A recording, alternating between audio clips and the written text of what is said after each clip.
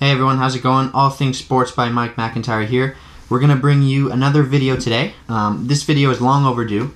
As you can see, I have a brand new pair of Adidas cleats in the box right here. So today's video will be an unboxing video of a brand new colorway, but it will also be a review, play-tested follow-up, whatever you want to call it, about a pair of shoes. I said I was going to do a review on these back in September when I got my first pair. Some of you might have guessed it by now, but today's unboxing will be an unboxing and a playtest review. So please stay tuned for the video, and I hope you enjoy it. So without anything else, let's get right into it. As you can see, brand new pair of Adidas cleats here. These are the Predator Instinct in the new solar red, white, and night flash colorway. So we'll get into the box. As you can see, these shoes now come with a string bag. It's a nice little extra from Adidas. So the string bag is just simple black, it says Predator across the front, and it's got a sort of grayish finish with the Predator pattern on these cleats. It's got the finish in there. On the other side you have an Adidas logo, and you have a pocket here. If you can see, I put my hand in. You can put cell phone or your insoles or whatever you want, really, keys in that little pocket, but it's a nice little extra. And that is the string bag. So that's the string bag. Everything else is just the shoes. So we'll get that out, and there are the shoes. So there we go, brand new Adidas Predator Instincts in the night flash solar red and white colorway. So we'll just go over the colorway quickly. As you can see, obviously they're red, and I call it blue, but it's more of a purple color actually. It's got this new pattern. Compared to the Battle Pack pattern, my other cleats, I'll leave a link in the video, had the Battle Pack pattern that was just these sort of diamond shapes, I guess, or hexagonal shapes that moved from the toe, and they faded out as they came towards the heel. They've gone with a new pattern now that follow the shape of the lethal zones. So you've got this zigzag pattern. All the lethal zones are still there. Nothing's been changed as far as the zones go, but they've just drawn the lines and they've extended the pattern all the way throughout the shoe.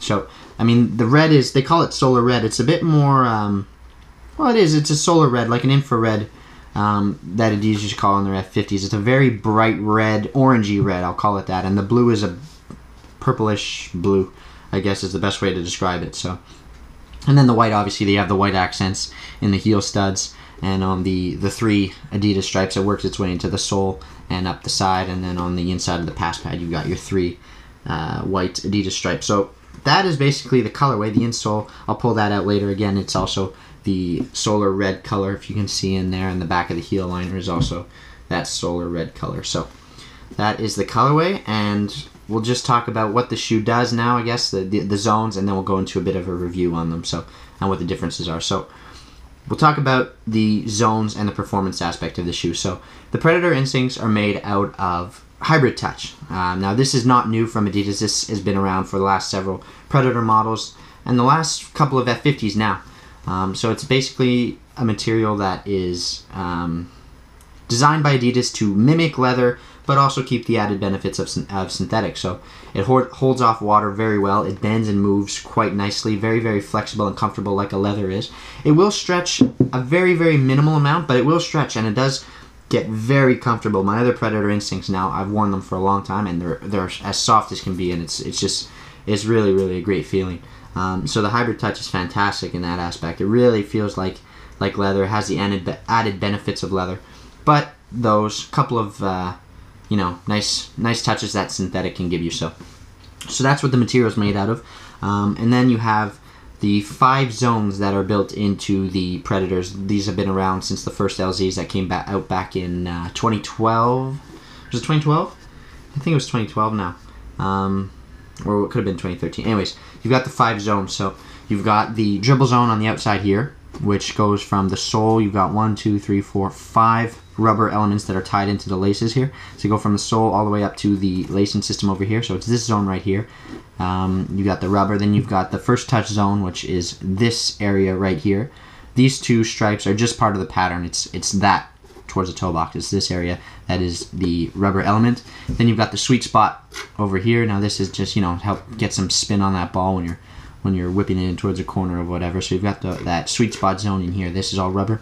You've got the drive zone that the Predator's had for years that runs from here up into the laces, and it's this whole area right here that is the drive zone. And then the last zone they have is this memory foam insert. It's more like a gel pad they put on the instep for passing. It's got 4 sort of raised ribs, if you will. That is this gel pad material. Now, it's not a gel pad like I said this in my last video. It's not a gel pad like that you'd think a gel pad. You push on it and it just sort of squishes in. This one is a very firm gel pad with very minimal give to it. This zone is probably the least effective zone. It's one you don't really feel that much. On my other Predators, I like that it's there. Maybe that's just in my head, but I like that it's there, but you don't feel it all that much. This is probably the least, like I said, the least effective zone as far as feel goes. So those are your 5 zones. That's what the shoe's made out of. It's got an internal heel counter in the back, adds more stability. It's got, let's talk about the sole plate. The sole plate hasn't changed at all. It's got the new control frame that Adidas calls it. So it's got the similar 4 studs in the heel, 4 triangular studs, and it's got its 6 in the forefoot plus the 1 stability stud in the middle. That hasn't changed. This stud pattern is absolutely amazing. It's fantastic. It truly is. Offers tons of grip on both artificial grass, firm ground surfaces, even soft ground surfaces to a certain extent. It really is a really good stud pattern. I'm glad Adidas has stuck with it. It's also got this sort of ribbed texturing on the outside of this orange area. It doesn't really do anything, but it gives it a nice appearance, a good look at aesthetically, if you will. So it's a good looking shoe. It really is, and they've done a fantastic job as far as performance goes. Adidas really knows how to get how to get the job done with this Predator. Excuse me. They've done it year after year, and for anyone that says the Predator is not what it used to be, you have not given the shoe a fair chance. This is, in my personal opinion, it's my favorite shoe. I absolutely love it. Every Predator that Adidas has come out with since 2010, since the Adi Powers, has been just a real big technological advancement. They've come forward with new technology, and they've made the shoe better than what it ever has been before. For the next part of the video, I'm going to give you guys a look at the insole, just so you can see what the inside of the shoe looks like. So that's the insole right there. So it's actually a decently thick insole compared to a lot of Nike insoles nowadays, and even other Adidas insoles with the F50 and stuff. They try and make them so thin so the shoe can be as light as possible. So the insole really lacks, and they make it extremely thin. This one's actually decently thick, if you can see right there. I hope you get an idea of how thick it is. So it's one single layer of foam, typical Adidas looking pattern on the bottom, but it's quite thick and quite, provides a good amount of comfort when you step into the shoe. So that's the insole, and then on top you have this mesh kind of material that it's a thin layer on the top of the insole, and it's got the Adidas logo here, the Champions League logo, and it's their slogan that says the best of the best right there. So that's what the insole looks like. I hope you can see the color on the camera. If it looks a little orangey, it might look a little orangey on the camera, but it's not. It's really that infrared color. It's more red than orange, if anything. So I hope that comes through on camera, but bear with me if it doesn't. So that's the insole, and then the last part of the video, I'll talk about the performance review part of the shoe. So if you've stuck around to, listen to my opinion on how the shoe performs, this is, or the review, the follow-up review, the playtest review, this is what you should listen to. So, the Adidas Predator Instinct, what can I say about it? It's absolutely fantastic. My favorite shoe out there on the market, and it has been for some time. So, it provides a fantastic amount of stability. Your shoe is your foot is really locked down in the shoe, really is a great shoe, and it's extremely comfortable. It fits. It's probably a shoe, one of the most wide variety fitting. I don't know how to say it, but it will fit the most foot types out there compared to any other shoe on the market, I guess. If you think about Vapors or F50, F50s are quite thin, quite narrow, so people with wider feet like me, they don't fit very well. If you have a wide foot, you'll fit in this, chances are. If you have a narrow foot, you'll still fit in this. It really can fit a lot of different foot types. So it's a very versatile shoe. So the fit is fantastic. It's extremely comfortable. It will fit almost anybody. It provides you with a great amount of traction. This stud pattern is absolutely incredible. It's almost as if it's found that perfect balance between very, very good traction and injury-free studs, if you will. I mean, some stud patterns are so aggressive that if you play with them on a certain surface type, you're going to risk injury. This has almost perfected that. It's got a perfect balance between, you know, having traction on firm ground, soft ground, artificial ground, and being maneuverable. You can dig into the ground, you can turn sharply, you can make these quick cuts, and you don't really need to worry about, you know, twisting an ankle or twisting a knee or you know, some very serious injury. It's going to provide you the right amount of performance on any kind of surface. So it's really, really that good. The sole plate is stiff, but once you break it in, it softens up to that perfect balance. Once again, it's not too stiff, but it's not too soft either. So it's really, really, it's strong, it's sturdy, it's durable. It really works well. And that's another point I want to bring up. The Predator Instinct, ever since the LZ, has been extremely durable. I still have my first LZ, the initial launch colorway in that blue and orange and white color. If I had to, I could still wear them.